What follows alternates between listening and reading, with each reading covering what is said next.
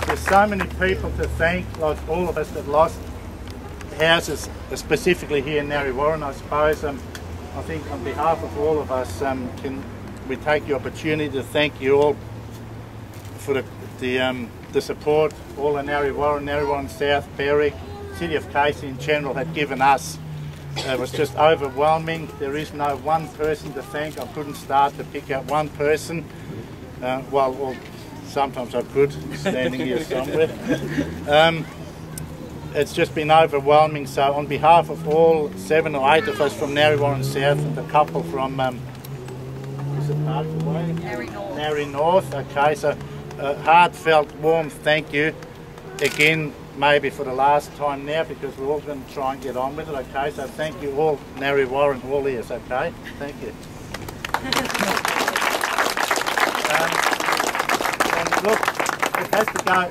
Can I just say, it has to go a little bit further also than Narre Warren, because the people generally of Australia, right? And that's all of Australia, I would imagine, Tasmania, who put into what's become known as the Victorian Bushfire Appeal Fund, okay, which is just your normal average Australians that put money in bins all around Australia, and industry that supported that donation collection. I'm sure I speak on behalf of all of us from Narre Warren and possibly even from everywhere else that were affected. Thank you, because I'm sure all of you would have been involved in that as well. So again, thank you. The money we and others received was really, really a great help, okay? Thank you.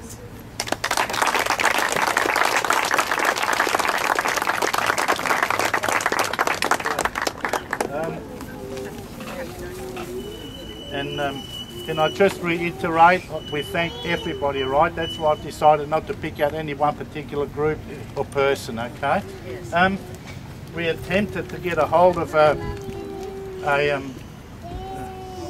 minister, priest, pastor or something of some non-denominational faith and church, okay? We couldn't get a hold of anybody because unfortunately they're all engaged somewhere else.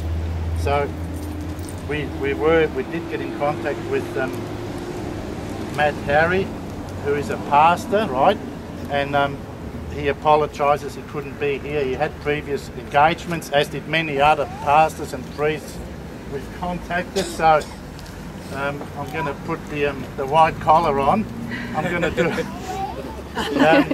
Matt Harry has kindly emailed me a little it's a prayer type poem and a blessing type thing, all right? And he then asked me with this blessing to go and read it out, and hopefully it'll help all of us to get on with the healing process.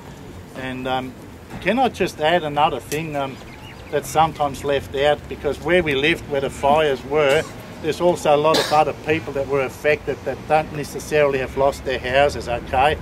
And over the month, certainly my wife and I, we've become very saddened by that too, because they suffered, whether it was smoke, whether it was fire, whether it was the geek factor for a week or two later. You know, a lot of the neighbours that we have come in touch with over the years have suffered also, although they haven't lost their houses. So our thoughts and our prayers and that are with them also. Okay, please.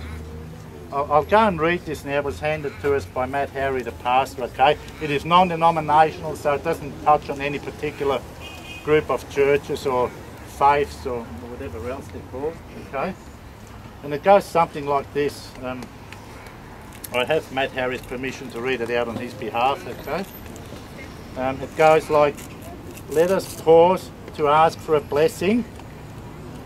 As we gather here this morning to mark the anniversary of the fire at Narre Warren South.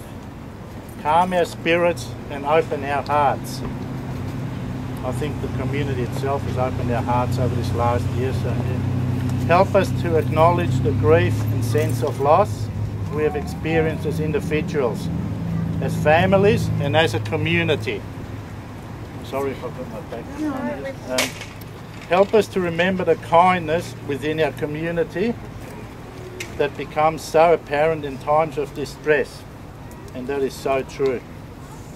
Help our healing so that any hurt or anger is forgiven and we have forgiven, and that we grow wise rather than bitter. And I don't think any of us are bitter. Bless Langbourne Drive, our houses and community, that they be places of safety and nurture. Amen. Thank you. Thank you.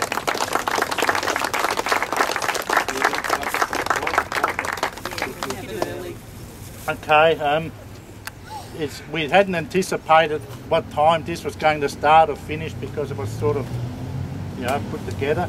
The media, or the fire people, Christine Nixon and all them, have pronounced the minute silence at about 12 o'clock, okay?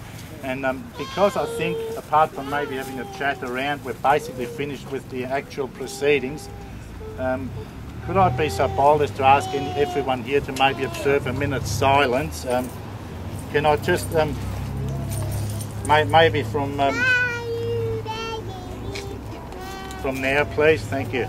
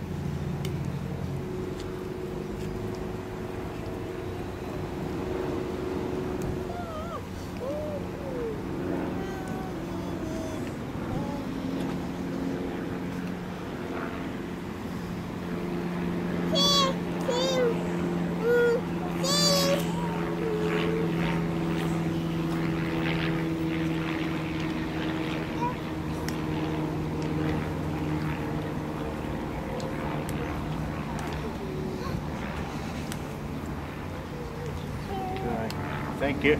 And with that, can I add that our hearts and our thoughts really do go out with the poor people up there, and all the bigger picture of the fires who have lost loved ones. And again, the same. Most of us feel that same hurt, although very luckily we've been blessed not to lose a loved one. We definitely are saddened by what's happened up there, to the extent that it has happened. So our thoughts are with them wherever they are in Victoria. Thank you. I'd like to thank everybody for coming. Thank Councillor Judith Grayley, Inga Powlich and Mayor Lorraine Redford, and everybody for their time. Tomorrow's the first day of the rest of our lives. Let's make it as good as we can. Okay. Thank you all. Thank you again for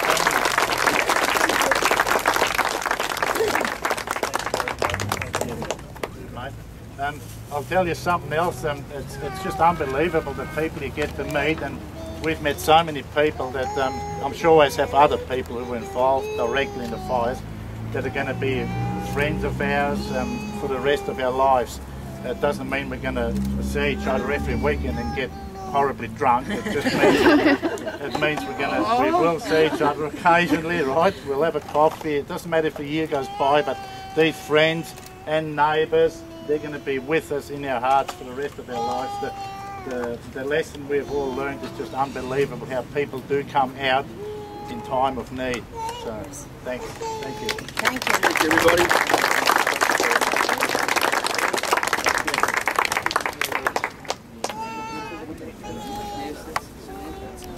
Thank you, Lorraine.